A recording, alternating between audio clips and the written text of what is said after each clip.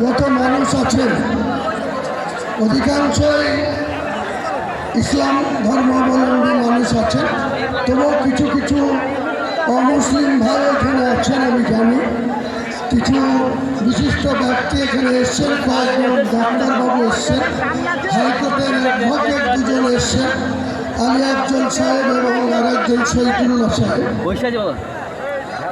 আমাদের এগেনস্টটাকে রক্ষার জন্য যে হাইকোর্টে যে একটা পিআইএল ফাইল হয়েছিল, সেই পিআইএল ফাইলের পরে ওনাদের পক্ষে কয়েকজন বিশিষ্ট লয়ার যিনারা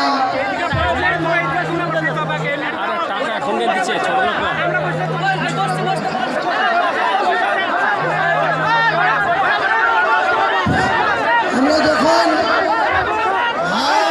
আইনের লড়াইয়ে অনারেবল হাইকোর্টের প্রধান বিচারপতি সাহেব তার ডিভিশন বেঞ্চ যখন এটার শুনানি হওয়ার কথা ছিল 8 তারিখে, 8 ডিসেম্বর, কিন্তু বিশেষভাবে সেই শুনানিটা 5 তারিখে আগিয়ে আনা হয়েছিল। প্রধান বিচারপতিকে মেনশন করে ওনাদের পক্ষে যারা লয়ার ছিল তিনারা 8 তারিখের জায়গায় 5 তারিখে মেনশন করেছিল।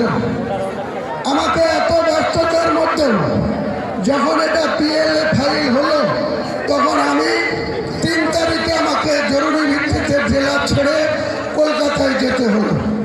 এই আলী আফজল সাহেব থেকে শুরু করে কয়েকজন বিশিষ্ট আইনজীবীর সাথে 1 ঘন্টা পরামর্শ করে ওনাদেরকে আমি পাওয়ার দিয়ে আসলাম যে যা করার করতে হবে।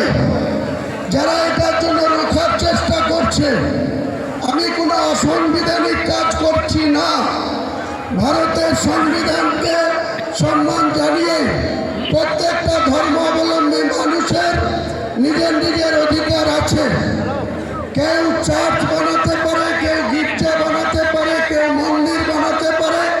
আমরা মুসলমান যারা তারা আল্লাহর ঘর মসজিদ বানাতে পারে।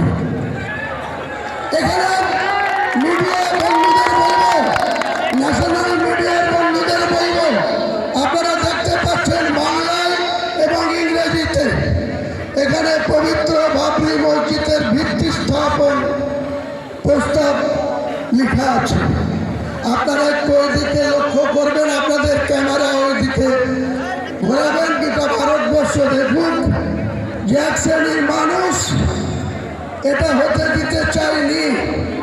বাবরি মসজিদ নাকি ভারতের মাটিতে হবে না।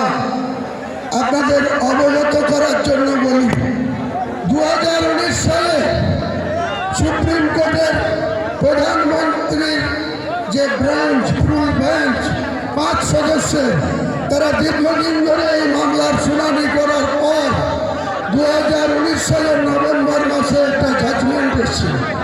সেই জাজমেন্টে কোনো পেপার ছড়াই প্রত্যেকটা মানুষের অধিকার, যার ডিড এবং ডিডের বলে যার মিউটেশন, কনভার্সন, অর্থাৎ কাগজ কলমে যে মালিক, সেই মালিকানার প্রত্যেকজনের অধিকার আছে।